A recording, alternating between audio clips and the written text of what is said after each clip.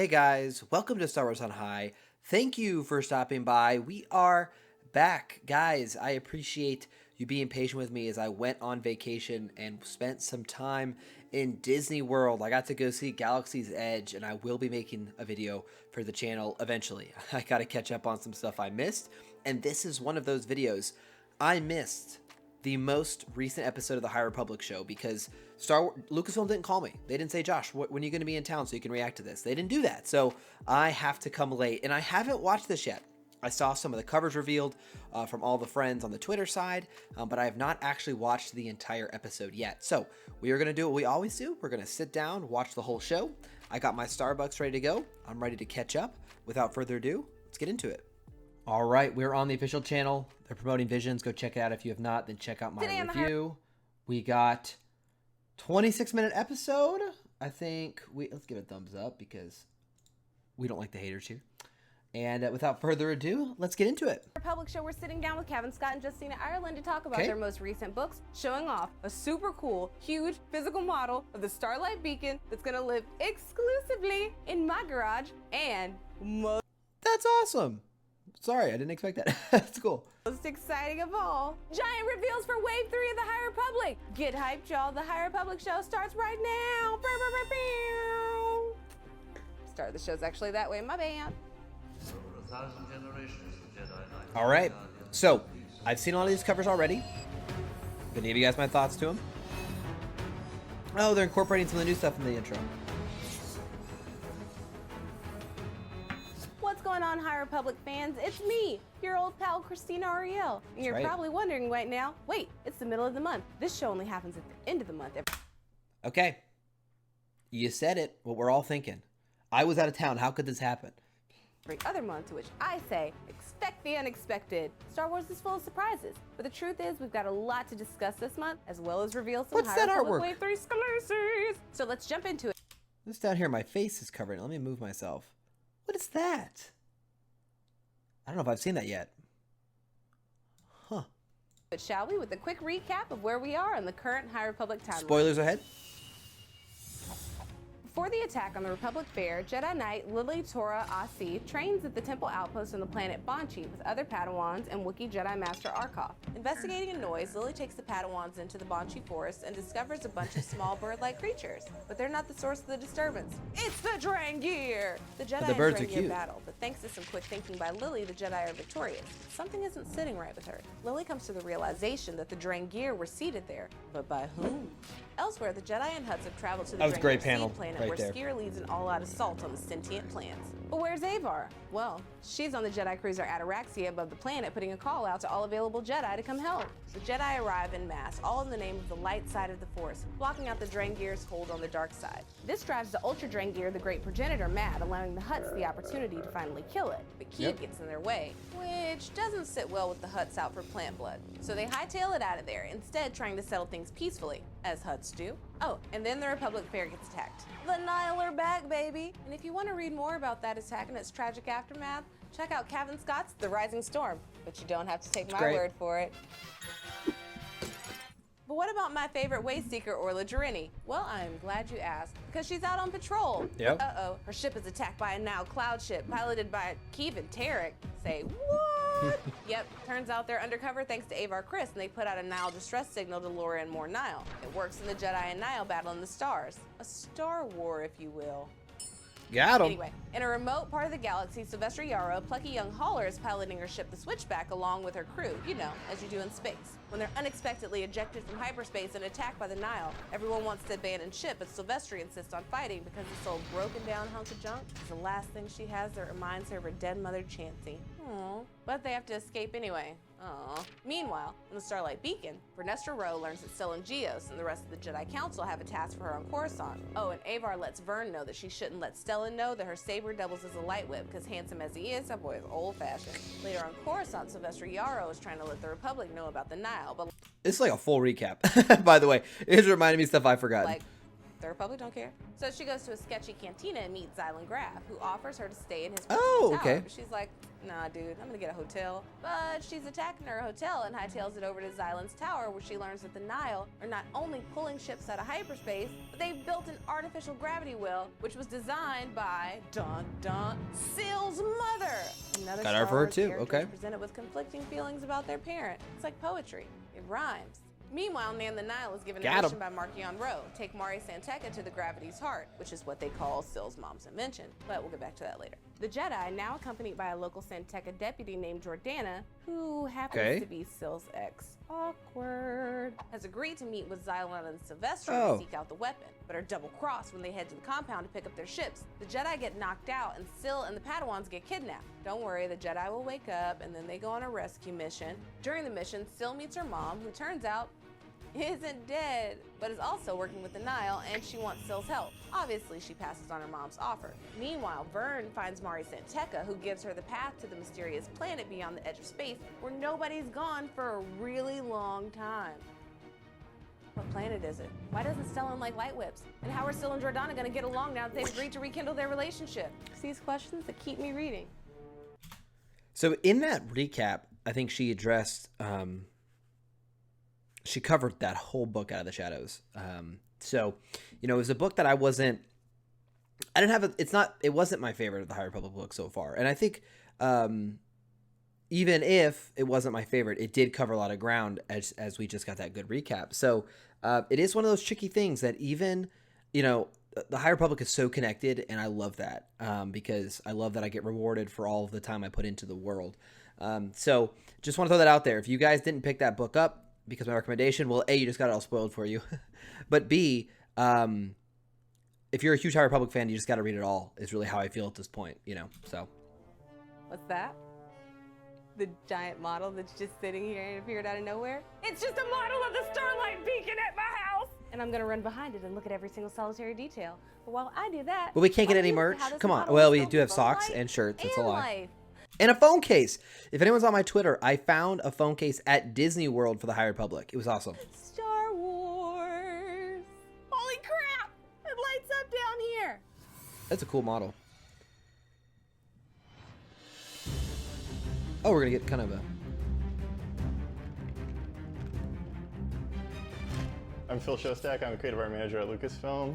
The Starlight Beacon, it's symbolic of the Republic and the Jedi's presence in the Outer Rim. It's literally kind of like a beacon, a light showing that the Jedi are here and they are going to help and bring light to the darker corners of the galaxy. It was amazing to hear that there was a model being built for something, especially out of a publishing initiative, which is not something that we normally do. Yeah. Starlight Beacon, obviously a perfect subject One of the reasons I like for the High that Republic. model building. My name is Jason Eaton. I am a model maker, and I like to make filming miniature replicas and originals from Star Wars and other films. Lucasfilm reached out to me, and they wanted to know if I would make a model for a new publishing initiative.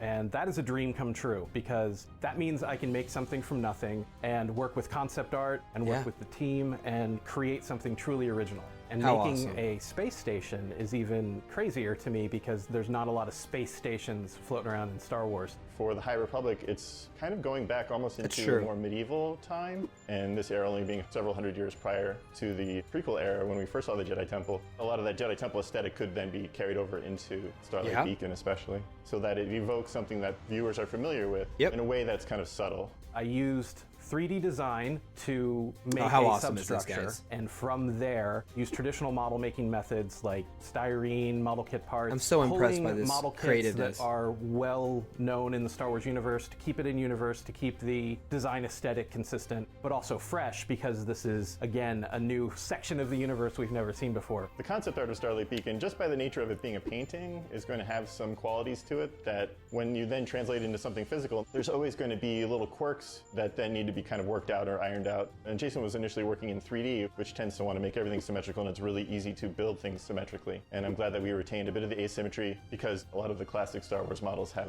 asymmetries kind of inherent. Lines aren't very straight because they're all being crafted by hand. I like to use model parts that other model makers are going to identify and appreciate and go like, I get that. I had a scrap of cool shade material left over from the production for the first Star Wars, and this is what was used in the TIE fighters in the first films. And I thought it'd be really cool emotionally to cut some of these pieces up and put them into the model. And I had a hangar bay to make. One of the ships in the hangar bay is from the Clone Wars. It's an old Jedi cruiser, so I thought perhaps this would have been like a newer ship in the High Republic. The other ship is the Dowager Queen, and it is the crashed ship on Tatooine on the way to the Cantina, that's awesome. and it's a colony ship apparently. So I thought, how cool would it be if that ship, or a ship like it, was sitting in the far, far back of the hangar bay? This is incredible and stuff. I might have actually added my initials somewhere on the ship. No, I did sign my immersion work, and I'll leave it at that.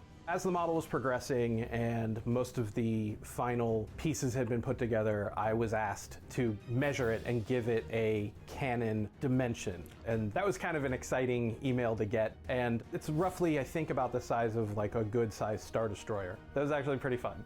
That was neat. And what Jason has done with this model is really astounding. The many months of work that he put into it really shows in the final product. It's an amazing piece of work and definitely stands side by side with all of the best Star Wars models that have been created. All in all, this was an incredible experience. It's something I'm always going to be very excited to talk about because it is the dream come true for someone like me, someone from my generation and interest group. And I had a blast working on it, really every step of the way. And I look forward to doing more in the future if possible. I'm always going to be here with a smile on my face, ready to help. This is amazing. That was amazing. I'm so impressed by the dedication, the commitment. It's amazing, this guy. I missed his, I think it's Luke. We said at the beginning. It's amazing he's like doing his kind of dream and putting his time and craftsmanship into this stuff. Awesome. That's so fun to see. Well, I'm very excited to talk to my panel of guests this month, especially because they both have 2 brand new books that we haven't had the chance to dive into all the spoilery details of yet. Well, that all changes right now. Please welcome Britain's #1 Jackson fan and author of The Rising Storm, Cavan Scott. She conjured up my favorite light whip-wielding Jedi, Vernestra Rowe. Please welcome Out of the Shadows author, Justina Ireland. And finally, the one who keeps this ragtag group together and hits them with all sorts of notes, from Lucasfilm Publishing, Jennifer Heddle. Welcome, y'all. Hello there. Thank you. General Good to be here. Kenobi. It's so good to see you all. I feel like I haven't seen you in so long, so I figure we should jump into it. Congratulations on being New York Times best-selling authors and stuff. I have to ask, what does it feel like to actually see that printout and know that you are a New York Times best-selling author? Did you celebrate properly, Cav, or did you? I had a cup of tea. It was very nice, and what I did is I added a biscuit to the side. It was lovely, but yes, I think I whooped. Did you say you whooped? Yes, that's what we do over here, you know.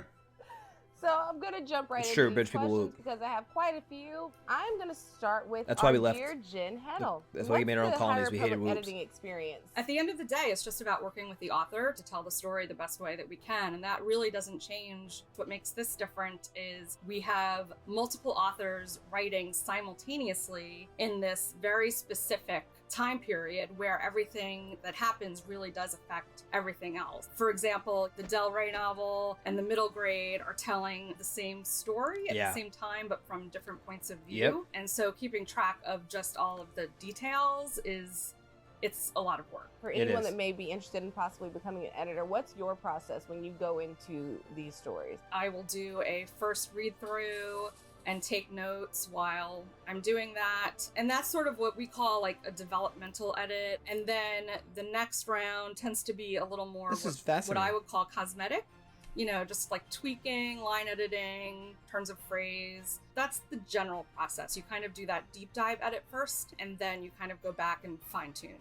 Well, thank you for telling us about the general process and the general process.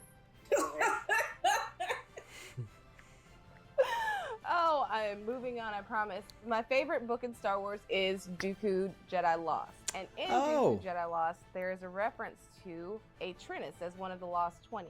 So I have to ask, now that we've seen Keeve's path kind of veer off and take her to the door of the Nile in the comics, is this an origin story of Master Jedi Trinus? Listen, I told you I was going to ask you the question whether you could answer it or not, because I'm going to look for facial cues, but you have a really great poker face, and this isn't working the way that I thought it was going to. I just want to throw it out there and see if I can get any tea on that. There is a Master Trennis in Dooku Jedi Lost. Yes. Nice. Justina. Oh, don't ask me. Oh no, Justina, this is actually about your girl Vernestra. Oh, okay, I could answer that. Everyone knows that Vernestra is a great Jedi, but what is her struggle, would you say? No, I think that she is. I think when you are firmly a part of something, whether it's, you know, a Jedi or like your soccer team, I think you ask those questions. You know, we keep forgetting, like, even though Vernestra is a Jedi, she's young, you know, it's like she's seen all of, like, not much of the galaxy. Like, she's a little sheltered, right? And so I do think it's natural when you're part of an organization to kind of ask those questions of, like, what is my role here? Like, where do I fit into the bigger scheme of things? But that's also a very, like, 16, 17, 18-year-old person questions to ask. She still is participating in a very fraught time in the galaxy. And you have to wonder, like, am I doing enough? The pandemic was a little different for everybody, but for me, the pandemic was really a time to, like, stop and kind of reflect and wonder, like, who am I in this world, and what do I bring to this world? Like, am I doing enough? You know, can I volunteer more? You know, am I vaccinated? And the answer is yes. But I think it's also important to do it in just our daily lives. And I think there's no better person to do it than a Jedi, right? They love meditating. Like, meditate on who you are as a person. And we see that with some of the other characters as well, right? We see Comac Vitus is also a character who's kind of pondering his existence as a Jedi, but also as a Into the dark living creature in the galaxy. I love that. Of the High Republic stories that you've written, is there a particular moment in these stories, even if it's not a character that you've written, that stays with you? I don't know how spoilery I can get, but in The Rising Storm, Elzar goes through things. And the story in that surprised me was how he dealt with what he did. Elzar asking for help was a massive thing for me, especially at a time when I was probably a little bit swamped and we were in the middle of this entire pandemic thing that's been going on, and I probably wasn't asking for help. Elzar's moment to turn to say, I need to talk to my friend and I need to talk to them now, that was really important to me. And it's been great to see that reflected in other people online as well. I love Elzar. About the book, so I thought it was really important. And it is. I'm One of the really coolest glad characters. that that's something that you've touched on. In the same way that we see the common thread of grief, to see someone asking for help is extremely powerful, and that's part of the thing that I love so much about what you all are doing with this. Justina, what story sticks out for you? I've really enjoyed Keeve and Skier's relationship. We don't necessarily have the that's best, a good one. like, master-Padawan relationships. And so I do think it's nice to see how Loden it is and to really connect with Belle your mentor. I are the don't best. think I've ever been in a relationship where a They mentor were has the been best. a mentor if I didn't get along with them. Right? Dynamic. It's really hard to ask them to be like, teach me all your ways, when you're like, I can't stand them. And so I really have enjoyed seeing that develop and watching Cav handle those characters quite expertly. And also handling Keeve's hair, because we love a hair change. Also, you know, why doesn't do that? We're like, you know, what you see this week might be something different next week. So Same. Oh, and I love that. It makes me so excited. It's like the moment when you saw Lula Talasola wake up and take her headscarf off. Things that may seem little, but from a representation standpoint, they are powerful because it is something that you don't see often. And I know, me personally, those things do mean quite a bit. So to see how much thought you all put into what may seem like a little moment or may seem like a little thing, but to see those transitions, to see Keeve's hair change. There are a lot of cultural aspects that I think are very powerful, and I appreciate what you all are doing. Yeah, it was always part of the plan with Keeve that what you see on day one isn't what you're going to get all the way through. Because she is going to be a character, and no spoilers to what's coming, but she's going to go through a lot of changes in her life. It just shows the growth of the characters as they're growing through these trials, literal Jedi Bellin trials. as well. But it's great to see those moments. Now, Jen, the last time that we spoke, you were all in on Reef. So I have to ask, is there another character that has come along and touched your heart in the same way as Reef? Or are you still Reef number one? I think I'm Geo. still Wreath number one, and I'm basing that both on books that have already been published and books that have not yet. However, I have also Wreath stands, become unite. extremely attached to Bell, partially because I am still emotionally destroyed by what happened to him in the Rising Storm, and I have like my little Bell and Wreath little I must protect them at all costs club. But Belle is protected by Ember at all times. Sorry, That is the true. whole time I and was that's covering. part of what I love about Val. I'm covering also, Mr. because Cavan I Scott's love face, so I the apologize. relationship he has with Ember. So Oh, I don't want to say that I love Ember because Kevin is sitting here. I don't want to give him any. I don't just go around killing everyone's favourite characters. You know, I kill people's second favourite characters as well. So speaking of upcoming works, You know, let me say something right there. Well, this cover looks cool. I really enjoy when stories kill characters that you like. I read another fantasy series, Stormlight Archive. Incredible books. Can't recommend them enough. We're 4 books into that series. And when a major character dies that I've spent hours and hours with, it is so much... It's so much a testament to a writer when a character you love dies and you feel it. You think about it for hours or days later. And so I am actually a big fan of killing characters. I think Qui-Gon Jinn dying, for example, in Phantom Menace, it's powerful stuff. And that's a character we only knew for like an hour. So when we read books, books with characters and they do pass and it leaves with that emotional impact, I think it's a good thing for me. both of you are working on the Star Wars Life Day one-shot. But in this, Justina, you get to write one of our favorites. What was that like for you to take over the reins of Burry? Snuggly. I was like, who doesn't want to snuggle a Wookiee? The problem is writing dialogue for a Wookiee is a little, let's just say, my husband thought I was dying at one point because I was trying to sound out Wookiee dialogue. And he came in my office. He's like, what is happening in here? And I was like, just writing a Wookiee dialogue. It's Shriwalk! I'm now fluent in Shriwalk, so. You all have been writing I'm a not. lot I can't make for a long time. any sort of Wookiee What sounds. is something that you do to reinvigorate yourself when it feels like your creativity is escaping you or you have a bit of writer's It's a good block? question. Christina? Oh, I love trash television. I watch a lot of trash television. So sometimes my husband's like, are you working? Because it's like the middle of the day. But I'm going to be invigorated and refreshed after I'm done. I also watch a lot of what could be termed as trash TV. So I love that answer. I think maybe I'm just Real trying to Housewives of Star spin my Wars TV incoming. addiction as crucial to my work process. Real but Housewives of the High Republic. I'm gonna go with that.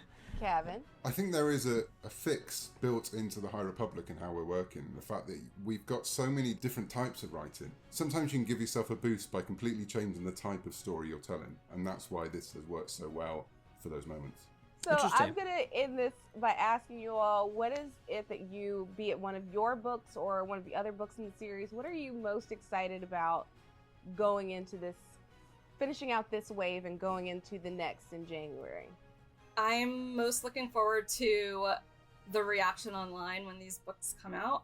You know, it can be very sort of lonely reading these books and not having a lot of people to discuss them with. I'm sorry, Kevin, I feel terrible. I just can't Oh, wait no. for it all to be out there. I suppose linked to that, I'm really excited about Phase 2, which we're spending a lot of time talking about behind the scenes and working on at the minute. So we're always in that weird time warp where the stuff You're that's ahead of coming the out game. now actually seems like it was a while ago for us. So that's the bit I'm probably most excited about. That's a good point. Like Cal said, it's really weird. Out of the Shadows just came out last month, but it feels like it's been like a lifetime. Because there's like, okay, cool, I did that. Now it's like on to the next thing. One thing that I truly enjoyed is the fact that all of you are so interactive with the fan community. I know it's difficult because there's so much stuff that you can't say, but I love that you all do try to interact in a way that They do. The High Republic Total respect. portion of the internet is a very nice place. So thank you all for that. We're a beautiful from community. The community to Hey, look, I'm on the the panel. earballs.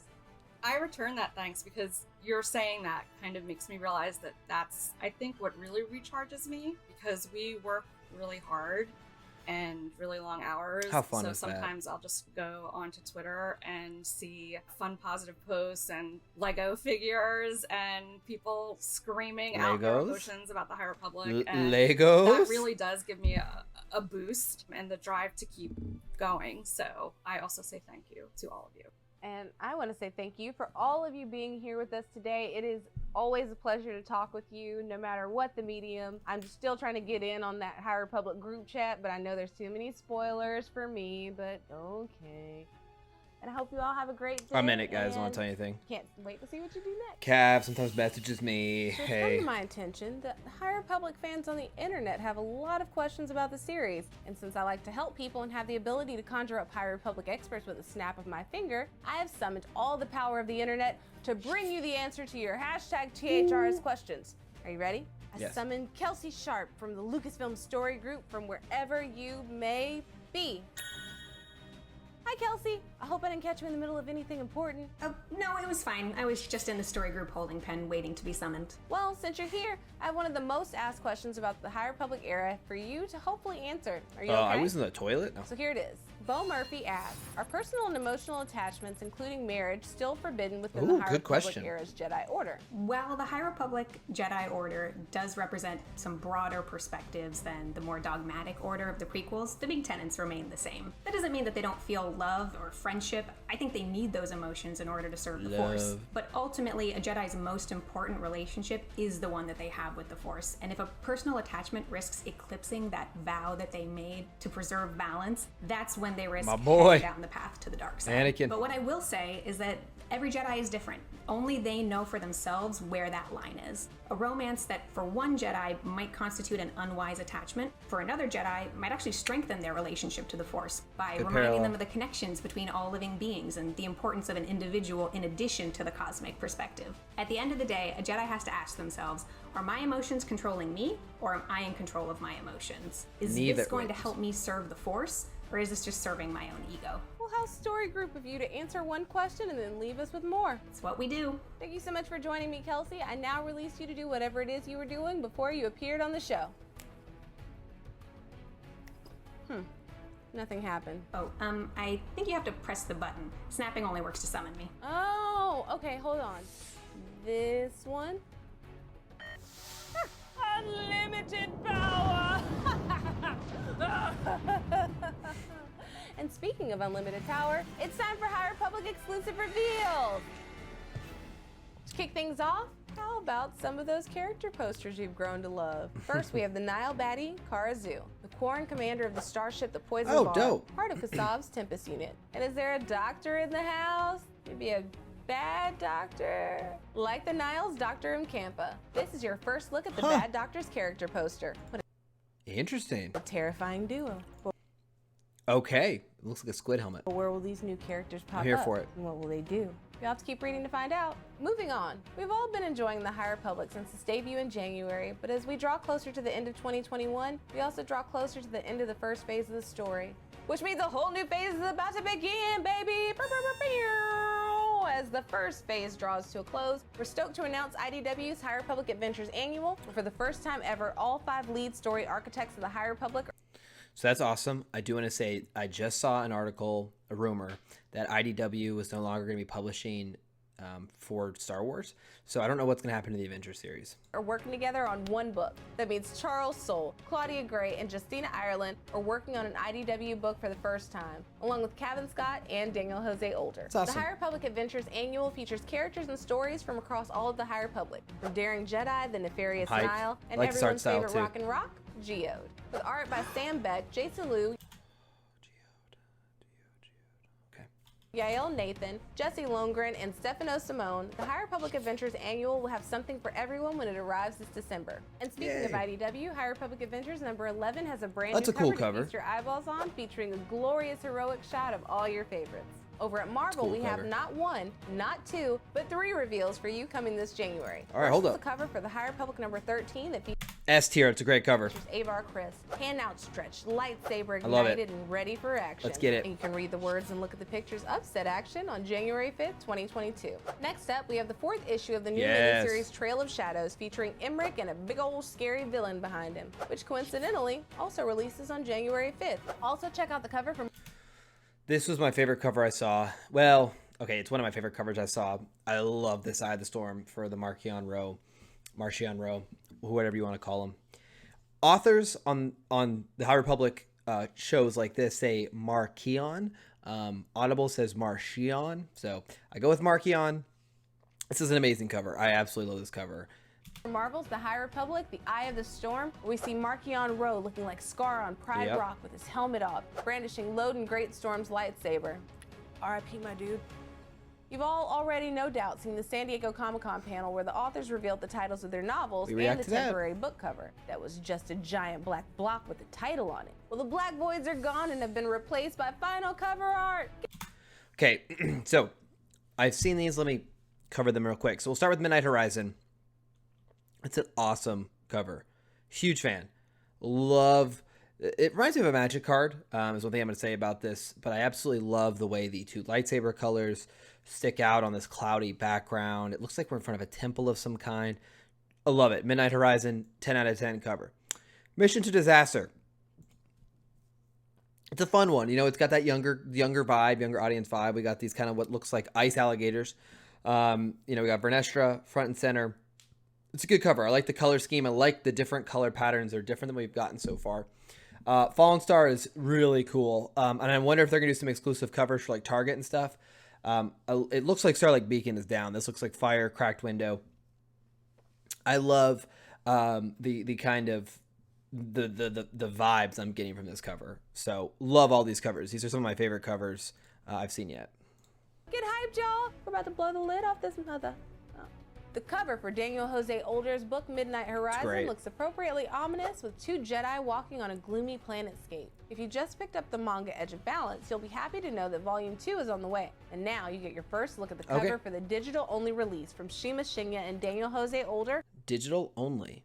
That's interesting. Don't know what the reason behind that could be. It's kind of a bummer because I bought Volume 1 and I wanted to stack them out. So we'll see, but I love digital medium, and it's probably cheaper. Coming February 2022. For my next trick of turning a black cover into fully realized art, let's take our first look at Justina Ireland's cover for her next middle grade novel, Mission to Disaster, where my girl Vernestra has her lightsaber switched to blade mode instead of whip mode. You do you, girl. Finally, we have the cover for Claudia Gray's The Fallen Star, where we see Orla, Burryaga, Stellan, Bell, and Indira looking stoic with their sabers drawn. But uh-oh, there's some ominous broken glass and smoke that may or may not be from fire and or explosions behind them. But what does it mean? You can find out for yourself in 2022. It's gotta be Starlight, right?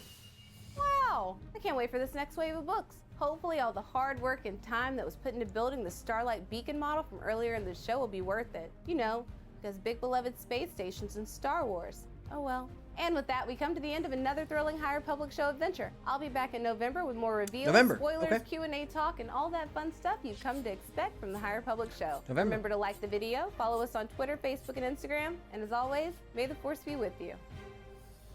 November it is. Very exciting indeed. I am very excited for this next wave. I hope it continues momentum we've gotten. Really excited for this new noir style murder mystery with from Daniel Jose Older that's coming out very soon. A lot to be excited about. So much good Star Wars, not just in the publishing initiatives, but also like Visions, Book of Boba Fett, Ahsoka. So much fun Star Wars, guys. So make sure you are subscribed and you tune in for all the latest news, reactions, reviews. Guys, I apologize for being late. I hope you still watched it with me. I know most of you have probably already seen it. But until next time, guys, I'll make sure Lucasfilm calls me before they release any of these to make sure I'm in town. So thank you guys for stopping by. We'll be back again very soon. Hope you guys have a great rest of your week. Make sure you tune in to our Thursday night live stream. We're going to talk about the week in Star Wars with Star Wars Timeline and myself. So we will see you guys there. Thanks for stopping by.